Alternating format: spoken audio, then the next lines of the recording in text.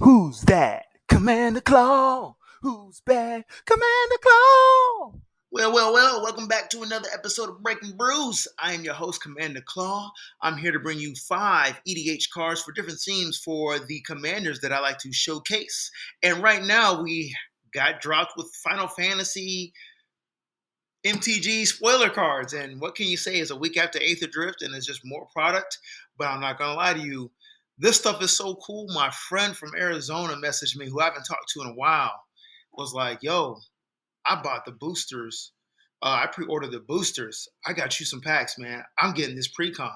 And mind you, he's my best friend who got me into Magic when we was in middle school, going through the cards of his brother's box. So that's how powerful the IP for Final Fantasy, Spider-Man coming up, Transformers, Fallout, Warhammer.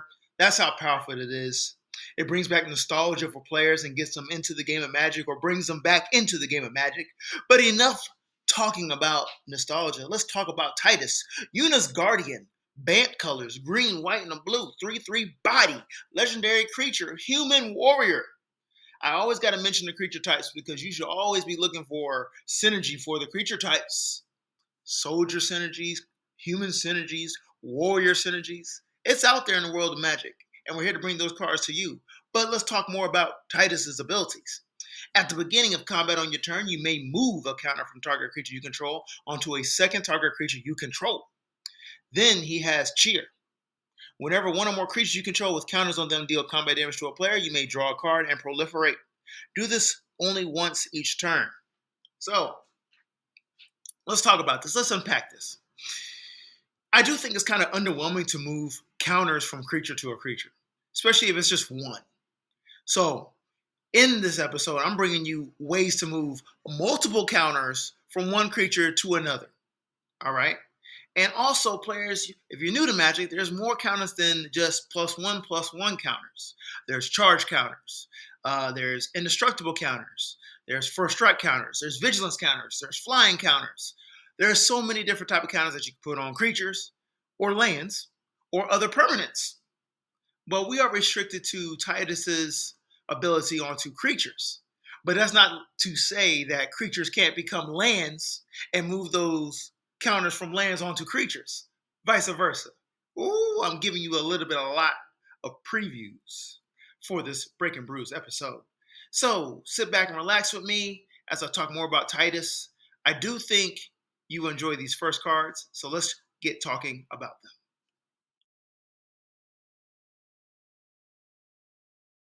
So I'm not gonna lie, I think most players or the pre-con deck list, I did forget to say that this episode came out way before the pre-con deck list has been released. So we're all speculating here. So this probably will be a +1/+1 counter theme. And the card on our left is Bioshift. For 1 mana, either a green or a blue. At instant speed, you can move any number of +1/+1 counters from target creature onto another target creature with the same controller. This is gonna be a combat trick trick, trick. Y'all probably heard that triple entendre right there if you know what I meant. Anyways, go ahead and hit the like button if you know what I meant on that. Anyway, yeah, so if you're swinging for combat and you got a bunch of +1/+1 counters on one creature that someone plans on blocking, you can hit Bioshift and move all those +1/+1 counters on that creature that would be blocked onto a creature that can swing for combat damage. Yes, that is a win right there. And don't forget, the cheer ability allows you to draw a card and proliferate. So you're adding another type of counter onto whatever it may be. It could be creatures, planeswalkers, lands, or even poison counters on your opponents. And I'll get to that in a second too, because I got a really good option to share with you. Anyways, moving to the right, we got the Ozolith for 1 CMC. Legendary artifact. It says whenever a creature control leaves the battlefield, if it had counters on it, put those counters on the Ozolith. This counts for blinking, nonetheless dying for your creatures. Okay. Also, at the beginning of combat on your turn, if the Ozolith has counters on it, you may move all those counters from the Ozolith onto target creature. So it's a good way to store counters and move the counters onto creatures before combat. Yes. So next up, I actually believe Tidus is actually really good for another commander, a super popular commander in the world of Magic, and you'll see who it is shortly.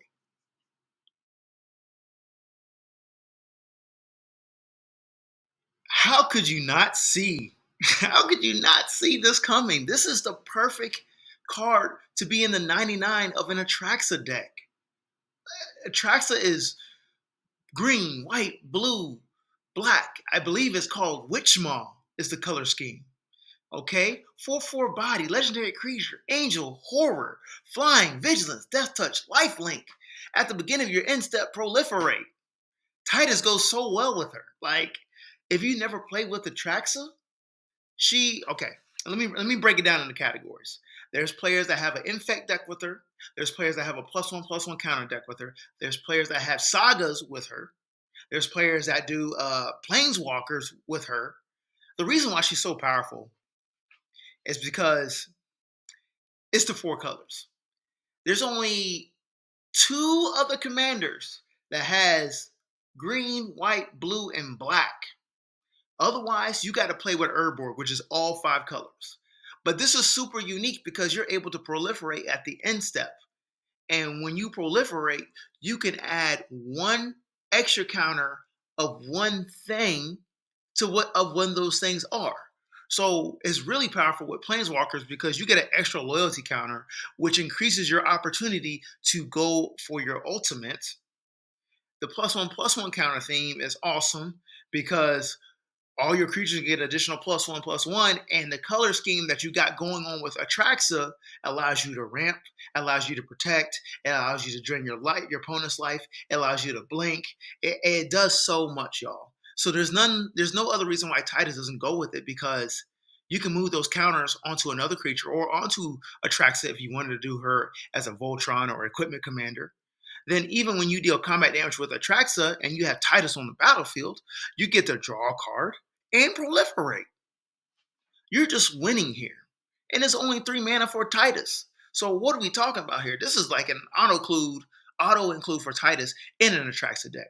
Hit that like button if you know I'm right.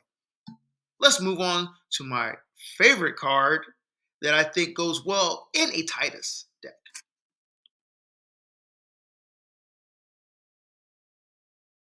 Okay, so we got Black Panther Wakandan King. I believe the theme that you're probably going to be working with, adding him with Tidus, is probably a go wide theme, right? So, Black Panther is good for creature fall. Creature fall means you play a bunch of creatures quite often and you get ETBs some way, somehow, right? So, Black Panther Wakandan King, green white, 2/2 body, legendary creature, human noble hero. Remember, Tidus is a human warrior. Uh, Black Panther has first strike, but where it shines, it has survey the realm. Whenever Black Panther or another creature you control enters, put a +1/+1 counter on target land you control. Okay? Then, Mind Vibranium, tap 3 mana. Move all +1/+1 counters from target land you control onto target creature. If one or more +1/+1 counters are moved this way, you gain that much life and draw a card. Why do I like Black Panther for a go wide strategy with Tidus? Is because you get to store all those +1/+1 counters on lands that cannot be targeted unless it's a destroy land type of removal. So when you have Tidus, remember you can move +1/+1 counters from creature to creature. And you can move or you can animate lands, turning lands into creatures with type of spells that say this land becomes a 2/2 creature. But also, you can tap 3 Mind Vibranium and move all +1/+1 counters from target land you control onto target creature. So what I'm trying to say is have Tidus, have Black Panther, and play a bunch of creatures so you can get +1/+1 counters on your lands and move the +1/+1 counters from your lands onto your creatures, whether it's a creature land or a creature. And remember, when you go to attack and you deal combat damage to a player, it only happens one time. You draw a card and proliferate. So you're adding +1/+1 counters to these other lands or these other creatures, and you're drawing a card. And remember, you're in bant. So you have the ability to protect yourself when you go to combat. And your strength is to either go wide and cast wide protection spells like Heroic's Intervention, or you can go tall and just build up a giant attacker to take out all your opponents. And you will have the ability to put trample on your creatures. So, next up are cards that I believe we have missed. And I say we because I feel like they're in the MTG library archive. And if you're new to the game, you haven't seen these cards. And you probably overlooked them. They're probably in your bulk box at your LGS. But give them a shot. Remember, this Breaking Brews episode is before the pre-con deck list is officially out.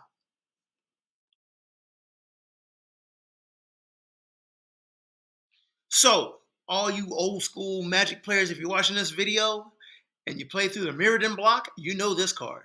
This is Dark Steel Reactor for 4 mana artifact. Dark Steel Reactor is indestructible. Yes, there's not many artifacts that are indestructible, and they mostly came from the Mirrodin block. Anyways, at the beginning of your upkeep, you may put a charge counter on Dark Steel Reactor. When Dark Steel Reactor has 20 or more charge counters on it, you win the game. 20 is not that hard. It really isn't. It really isn't. There are so many ways to proliferate where you're adding an additional counter, or you're proliferating twice with the Phyrexian creature I'm about to add. I literally added it as I'm discussing the card. So when you see it, it's after I made the video. But yeah, 20 is not a lot. You can just really just proliferate and win the game. And your opponents are forced to have a spell that says exile target artifact or target player sacrifices an artifact. So this is just a great extra win con for Tidus. You're going to be proliferating anyway, so why not add the card? So next up, I added a budget-friendly version of Cathar's Crusade. Cathar's Crusade is a staple. It's expensive. If you don't want to spend that much money, I really don't blame you. But I gave you an option. So anyway, let's talk about Cathar's Crusade first. For 5 mana, 3/2 white, enchantment. Whenever a creature you control enters, put a +1/+1 counter on each creature you control. That's what we want to do with Tidus. Put +1/+1 counters on creatures when they come into the battlefield, make them stronger, and move counters, and deal combat damage to our opponents to draw a card and proliferate. Easy as that. But over here to the left, we have Combined Guildmage for green and the blue, Simic colors. Merfolk Wizard, 2/2 body. Tap a colorless and a green. This turn, each creature you control enters the battlefield with a additional +1/+1 counter on it. Cool. Tap 1 in a blue, tap it, move a +1/+1 counter from target creature control onto another target creature you control. I don't think that one's that good, but the first ability is, and it's literally the same thing as Cathar's Crusade. It is the budget-friendly version. You can look it up on TCG Player and find out how much it costs. But you might even find it in your LGS's bulk box. Who knows? Great budget option. So we have Broker's Ascendency. Continuing with the +1/+1 counter 3, it is Bant colors, green, white, and blue. It's an enchantment that says at the beginning of your end step, put a +1/+1 counter on each creature you control, and a loyalty counter on each planeswalker you control. This card gets out of control if you never played against it. Being able to put an additional loyalty counter on a planeswalker just on automation, it's his own +1/+1 counter and loyalty counter engine for only 3 mana, Bant colors. It's super powerful. It can make creatures get out of control quickly because if you never play Magic or if you're new to Magic, you'll see there's a difference between a creature that is 2/2 and a creature that is 3/3, a creature that's a 4/4, and a creature that's 5/5, and the strength, power, and toughness gets out of control as you play more games with commanders, what they're doing. So a band of 3/3 creatures is pretty formidable against a 9/9. Just saying. So this is a card that helps you build your strategy of going wide and making your creatures stronger, and it's a budget-friendly card. If you like this video, these are cards on the Breaking Brews episode that are just speculative cards that you could possibly add for different themes for Tidus as the precon comes out. Make sure you hit the subscribe button. Thank you for your time with this video. I'm out. Commander Claw. Peace.